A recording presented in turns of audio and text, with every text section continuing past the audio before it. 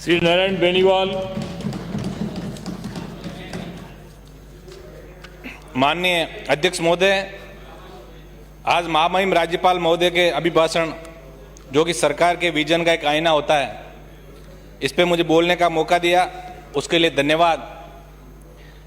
महामहिम राज्यपाल महोदय द्वारा 138 बिंदुओं के माध्यम से सरकार के कार्यकलापों को सदन में रखा। मेरे पूर्व वक्ताओं ने पक्ष और विपक्ष का अपना धर्म निभाते हुए इस अभिभाषण का विश्लेषण अपने अपने तरीके से किया, अपने अपने विचार व्यक्त किए और अपने अपने हिसाब से सबको धन्यवाद भी दिया। लेकिन मेरो तो गिरधर गोपाल दूसरों ने कोई, मैं तो सारा धन्यवाद आपको दूंगा कि आपने इस अभिभाषण में मुझे बोलने का मौका दिया। वैसे इस बात से भी इनकार नहीं किया जा सकता कि वर्ष 2020-21 हर व्यक्ति के मानसिक पटल पर महामारी से अपने आप को बचाने व सामाजिक सेवा के लिए हमेशा अंकित रहेगा। इसी तरह पे सरकार ने भी चिकित्सा के अलावा अन्य सारे विभागों के कार्य को उचित स्थान देना जरूरी नहीं समझा। इसी का परिणाम है कि आज 2020-21 की अधिकांश योजनाएं या तो बंद पड़ी है या धीमी गति से चल रही है। मैं कोरोना से जंग जीतने के लिए सरकारी मशीनरी, समस्त जनप्रतिनिधिगणों, कोरोना वॉरियर्स तथा विशेष रूप से भामाशाहों वे आम जन का विशेष धन्यवाद ज्ञापित करता हूं, जिनके अथक प्रयासों व सेवा भाव से वैश्विक महामारी कोरोना पर काबू पा सके। यह सही है कि कोरोना के नाम पे बड़ा सरकारी पैसा भी खर्च हुआ, लेकिन अब सत्ता व प्रशासन पे बैठे लोगों का यह परम दायित्व तो बनता है कि जनता की गाड़ी कमाई का खर्च हुए पैसे का भविष्य में भी सदुपयोग होता रहे, क्योंकि जितनी राशि चिकित्सा हेतु संसाधनों की खरीद व ढांचागत निर्माण हेतु खर्च की गई, उस अनुपात में उन चिकित्सीय उपकरणों को चलाने वाले कर्मचारियों की भर्तियां नहीं हो पाई, जिससे दक्ष कर्मचारियों का अभाव के कारण चिकित्सीय उपकरणों का संचालन भविष्य में भी सही हो पाएगा, इस पर थोड़ा संशय है। आज सरकार ने बड़ी राशि से नए चिकित्सीय उपकरणों की खरीद जैसे कि वेंटिलेटर्स, आईसीयू बेड व अन्य उच्च तकनीक वाले उपकरण खरीदे, लेकिन इनको सही तरीके से चलाने के लिए दक्ष व तकनीकी कर्मचारियों की बड़ी भर्ती भी सरकार को करनी चाहिए थी। इसके अलावा डॉक्टर भर्ती, नर्सिंग भर्ती, लैब टेक्नीशियन भर्ती तथा राष्ट्रीय स्वास्थ्य मिशन व अन्य के तहत कार्यरत संविदा कर्मियों की स्थायी नियुक्ति के बारे में गहनता से विचार किए बिना निरोगी राजस्थान का सपना कभी साकार नहीं हो सकता। इस कड़ी में नागौर मुख्यालय पर अतिशीघ्र मेडिकल कॉलेज को चालू करने, जेएलएन अस्पताल में गंभीर रोगियों तो लिफ्ट लगाने, 5 लाख सीधा सीएससी जिसकी घोषणा 2013 में तत्कालीन मुख्यमंत्री जी द्वारा की गई थी को मापदंडानुसार चालू करवाने,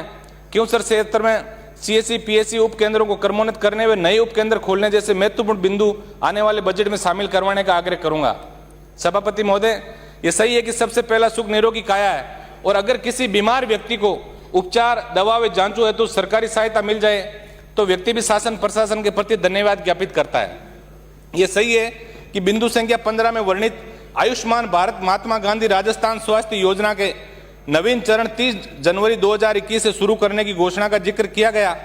लेकिन इस बहुत बड़ी योजना की उचित मॉनिटरिंग की बहुत बड़ी आवश्यकता है,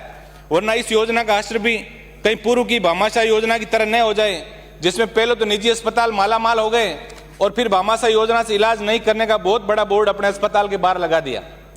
माननीय सभापति महोदय, इस सदन में बैठे अधिकतर माननीय सदस्य किसान परिवारों से चुन के आते हैं, लेकिन पार्टियों की विचारधाराओं में बंद कर हम हमारा नैतिक कर्तव्य भूल जाते हैं। किसान आंदोलन व 3 कृषि कानून के प्रति लोगों में पनप रहे रोष तथा 200 से अधिक किसानों के आंदोलन के दौरान शहादत के बारे में भी अगर महामहिम महोदय कहीं जिक्र करते तो ऐसा लगता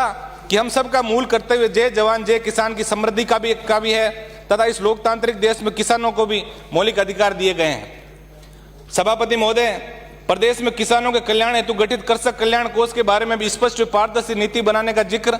तथा किसान की भूमि सरकारी व निजी बैंकों की गिरफ्त से कैसे बचे, इसको लेकर ठोस कानून की आवश्यकता आज आजादी के 72 साल बाद आमजन द्वारा महसूस की जा रही है।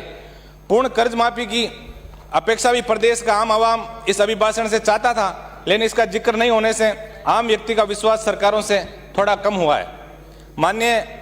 महोदय, अगर राजस्थान जैसे प्रदेश को वाकई में धनी प्रदेश बनाने की ओर लाने की चेष्टा सरकार रखती है तो महामहिम राज्यपाल महोदय के 138 बिंदुओं के इस अभिभाषण में कम से कम 10 बिंदु सहकारिता आंदोलन पर होने चाहिए थे, क्योंकि जब तक सहकारी आंदोलन को मजबूत नहीं बनाएंगे, सहकारी बैंकों में सहकारी संस्थाओं की माली हालत ठीक नहीं करेंगे, तब तक किसान की समृद्धि के बारे में सोचना बेमानी है। मैं आपके माध्यम से सरकार से मांग करूंगा कि सहकारी संस्थाओं के चुनाव राजफेड व नेफेड में केवीएसएस और जीएसएस का बकाया भुगतान दिलाने और प्रत्येक किसान को सहकारी बैंकों द्वारा अल्पकालीन, मध्यकालीन व दीर्घकालीन ऋणों के वितरण के बारे में तुरंत प्रभाव से योजनाबद्ध तरीके से अपना विजन सदन के सामने रखना चाहिए। माननीय सभापति महोदय, समाज कल्याण विभाग की विभिन्न योजनाओं तथा श्रम कल्याण विभाग की योजनाओं की सही क्रियान्विति पे मॉनिटरिंग अगर की जावे तो समाज के अंतिम छोर पर बैठे व्यक्ति तक समाज कल्याण की समस्त योजनाएं पहुंच सकती है। लेकिन ये बड़ी विडंबना है कि समाज कल्याण व श्रम विभाग की विभिन्न योजनाओं को हर जिला स्तर पर एजेंट माफिया ने बुरी तरह जकड़ रखा है। मैं आपके माध्यम से मांग करूंगा कि ब्लॉक सामाजिक सुरक्षा अधिकारी कार्यालयों का केंद्रीकरण जिला स्तर पर नहीं करके इन कार्यालयों को समस्त कार्मिकों से ब्लॉक स्तर पर ही रखा जावे। इसके अलावा मैं अन्य पिछड़ा वर्ग कल्याण समिति का सदस्य होने के नाते प्रत्येक जिले पर ओबीसी वर्ग के छात्र छात्राओं हेतु छात्रावासों के निर्माण की नीति बनाने तथा हर भर्ती के अंदर ओबीसी वर्ग के पदों के साथ छेड़छाड़ और कटौती बंद करने की मांग आपके माध्यम से करूंगा। सभापति महोदय, बिंदु संख्या 46 में गांवों के सुनियोजित और चरणबद्ध विकास के शुरू की गई ग्रामीण विकास एवं पंचायती राज की विभिन्न योजनाओं पर किए गए कार्यों का उल्लेख किया गया है। लेकिन अगर ग्रामीण विकास की योजनाओं की सही मॉनिटरिंग व दूसरे विभागों से समन्वय स्थापित करने पर नीति नहीं बनाई तो जनता के हजारों करोड़ रुपए की बचत के बारे में सोचना बेईमानी होगा। जैसे गांवों में सीसी सड़क और इंटरलॉकिंग ब्लॉक पहले बना दिए जाते हैं और उसके बाद जल शक्ति मिशन जैसे घर घर जो आप नल का कनेक्शन दे रहे हो तो सारी सड़कें तोड़ के और एक जनता के बहुत बड़े पैसे का एक दुरुपयोग हो रहा है। मैं आपके माध्यम से ये मैं निवेदन करूंगा कि इसके बारे में ठोस नीति बने। माननीय सभापति महोदय, बिंदु संख्या 61 में 5 पैनोरमाओं के लोकार्पण का जिक्र किया गया है, लेकिन पहले से बने पैनोरमाओं की ठीक से संचालन व रखरखाव की नीति अत्यंत आवश्यक है। मेरे विधानसभा क्षेत्र में तेजाजी महाराज का जो पैनोरमा है वो आज तक ही आम व्यक्ति के लिए नहीं खुल पाया और जर्जर होने लगा, तो ऐसे के बारे में कोई ठोस नीति की मैं आग्रह आपसे करूंगा। बिंदु संख्या 65 में ऑनलाइन एफआईआर का जिक्र भी किया गया है, लेकिन अगर ये प्रक्रिया ईमानदारी से चल रही है तो प्रदेश के मंत्रियों, सांसदों और विधायकों को अपनी एफआईआर दर्ज कराने के लिए धरने पर नहीं बैठना पड़ता और ना ही प्रदेश के शीर्ष अधिकारियों को लोकसभा की विशेषाधिकार समिति के सामने शर्मिंदा होना पड़ता। बिंदु संख्या 66, 67 व 68 में राजस्थान पुलिस की विभिन्न नवाचारों का उल्लेख किया गया है जो निश्चित रूप से आमजन में विश्वास व अपराधियों में डर के स्लोगन को सार्थक कर सकता है अगर ईमानदारी से इस पे काम किया जा सके। लेकिन ये विडंबना है कि हाल ही में पकड़े गए पुलिस व प्रशासन के अधिकारियों के कार्यकलाप ऐसे लगे जैसे लाइसेंस शुदा डकैत हो जिसने पूरे प्रदेश को शर्मसार होना पड़ा। माननीय सभापति महोदय, बिंदु संख्या 69 से 74 तक बिजली विभाग की योजनाओं और उपलब्धियों का उल्लेख किया गया है, परंतु सच्चाई से विपरीत है। आज देश में सर्वाधिक बिजली का उत्पादन का प्रदेश होते हुए तथा देश में सबसे ज्यादा महंगी बिजली उपभोक्ताओं को उपलब्ध कराने और किसानों को दी जा रही सब्सिडी को समाप्त करने के बावजूद भी बिजली कंपनियां निरंतर घाटे में जा रही है, क्योंकि बिजली खरीद, सामान खरीद तथा संचालन व रखरखाव हेतु दिए जाने वाले ठेकों में भारी भ्रष्टाचार विभाग के अधिकारियों द्वारा किया जा रहा है, जिस पर अंकुश लगाने की आवश्यकता है। मैं क्योंसर क्षेत्र में आवश्यकता अनुसार 220, 132 व 33/11 के जीएसएस की मांग आपके माध्यम से करूंगा। सभापति महोदय,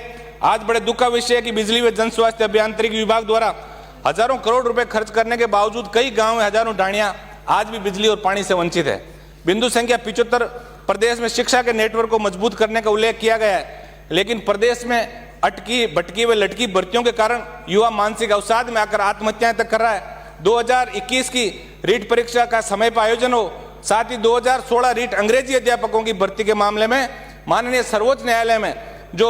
एसएलपी सरकार ने दायर कर रखी है उसका निस्तारण करके और पीड़ित बेरोजगारों को न्याय दिलाने का मैं आग्रह करूंगा। बिंदु संख्या 78 में देव भाषा संस्कृत को बढ़ावा देने के लिए किए गए कार्यों का उल्लेख किया गया है, साथ ही राजस्थानी भाषा को राज्य भाषा का दर्जा देने व स्कूलों में कॉलेजों में राजस्थानी भाषा के अध्यापकों के पद सृजित करने की मांग मैं आपके माध्यम से करूंगा। बिंदु संख्या 101, सुशासन को बढ़ावा देने हेतु जन कल्याण पोर्टल चालू करने का उल्लेख किया गया है, लेकिन अगर सही मॉनिटरिंग व किसी की जवाबदाही तय नहीं की गई तो इसका असर भी पहले की तरह चल रही योजनाओं की तरह ही होगा। अगर वास्तव में सुशासन को बढ़ावा देना है तो प्रत्येक सरकारी कार्यालयों में बायोमेट्रिक उपस्थिति को आवश्यक रूप से लागू किया जावे, जिसमें सरकार ने बहुत बड़ा पैसा पहले से खर्च कर रखा है, तथा समय समय पर प्रशासनिक सुधार विभाग द्वारा जारी किए गए समस्त परिपत्रों को कड़ाई से लागू करना सुनिश्चित करें, जिससे जिला स्तर, उपखंड व ब्लॉक स्तर तक जनप्रतिनिधियों के साथ साथ आम जन की बैठकों का आयोजन सुनिश्चित हो सके। बिंदु संख्या 103 में उद्योग विभाग द्वारा उद्योगों के विकास एवं निवेशों को प्रोत्साहन देने की दिशा में 7 नए औद्योगिक क्षेत्र विकसित करने के साथ ही 17 नए औद्योगिक क्षेत्रों का शुभारंभ करने का उल्लेख है, जिस पर 4000 करोड़ से अधिक की राशि का उल्लेख किया गया है। मैं आपके माध्यम से सरकार से आग्रह करूंगा कि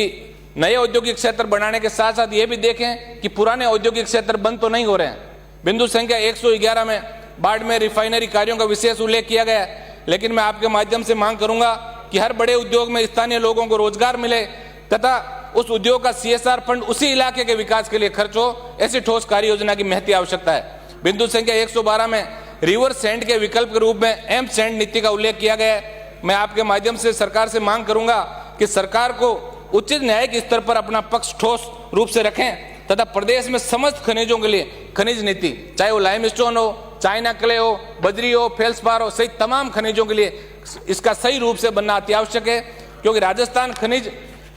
संपदा से भरपूर प्रदेश है। इसके साथ साथ खान मालिकों को पर्यावरण स्वीकृति, इसी के अंदर आज बहुत बड़ी दिक्कत आ रही है। खाने जिनका एग्रीमेंट हो गया उनको 3-3 सालों तक इसी के लिए लटकना पड़ रहा है। तो इस पे कोई ठोस नीति बना के और ऐसी कार्य कोई सरकार को करना चाहिए जिससे आम व्यक्ति को लाभ मिले और अधिकारी और माफिया का जो गठजोड़ बनता जा रहा है उसका खात्मा हो सके। माननीय सभापति महोदय, बिंदु संख्या 120, 121, 122 और 123 में सड़क तंत्र को मजबूत करने, ROB के निर्माण के बारे में भी उल्लेख किया गया है। लेकिन आज हम खुलकर बात करें तो पिछले 2 सालों से सड़कों के तंत्र के सुदृढ़ीकरण में सरकार पूरी तरह विफल रही है। और तो और PPP मॉडल व टोल रोडें भी क्षतिग्रस्त होने के बावजूद लोगों से टोल की वसूली की जा रही है।